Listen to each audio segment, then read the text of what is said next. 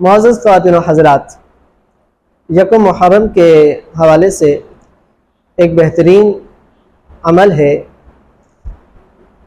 وہ ایسا عمل ہے کہ اگر آپ کر لیں تو اللہ کی رحمت سے عمر بھر آپ پریشانیوں سے بلاؤں سے محفوظ رہیں گے۔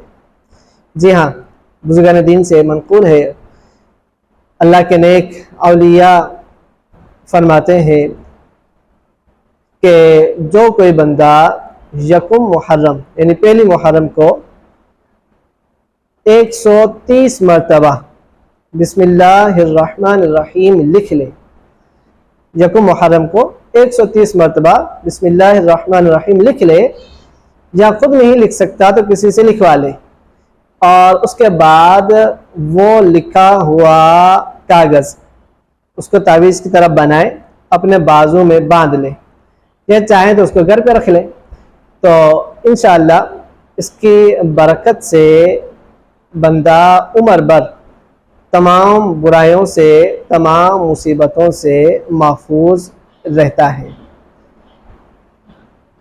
یکم محرم کو کس وقت لکھنا ہے؟ کئی لوگ اس میں پریشان ہوتے ہیں کہ کب لکھیں، یکم محرم کب شروع ہوتی ہے؟ تو دیکھیں، جیسے ہی سورج غروب ہوا، یعنی ذوالحجہ کا مہینہ جیسے ختم ہوا اور محرم کا جیسے ہی چاند نظر آیا، یکم محرم شروع ہو گئی۔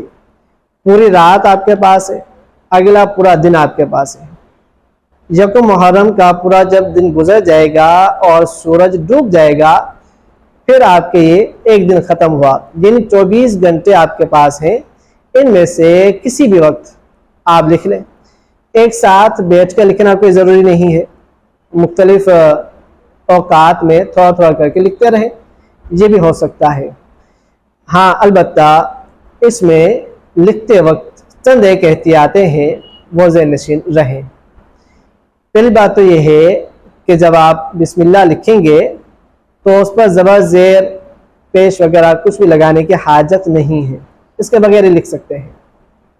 دوسری بات یہ ہے کہ جب آپ لکھیں گے تو گول دائرے والے جو حروف ہیں ان کا گول دائرہ کھلا ہوا ہونا چاہیے، جیسے بسم اللہ، اس میں میم آتا ہے، پھر لفظ اللہ میں آخر میں ہا آتا ہے، تو یہ بند ہونا چاہیے، اور اوپر سے اندر سے جو ہے وہ کاغذ کی سفیدی نظر آنی چاہیے۔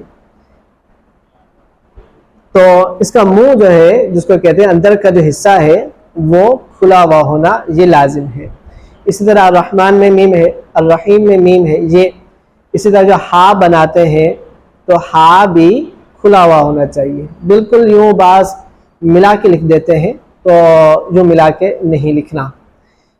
مزید آپ اسکرین پر تصویر دیکھ رہے ہوں گے، اس میں لکھا ہوا ہے کہ آپ نے کس طرح لکھنا ہے، اسی کو دیکھ کر آپ مزید لکھ سکتے ہیں۔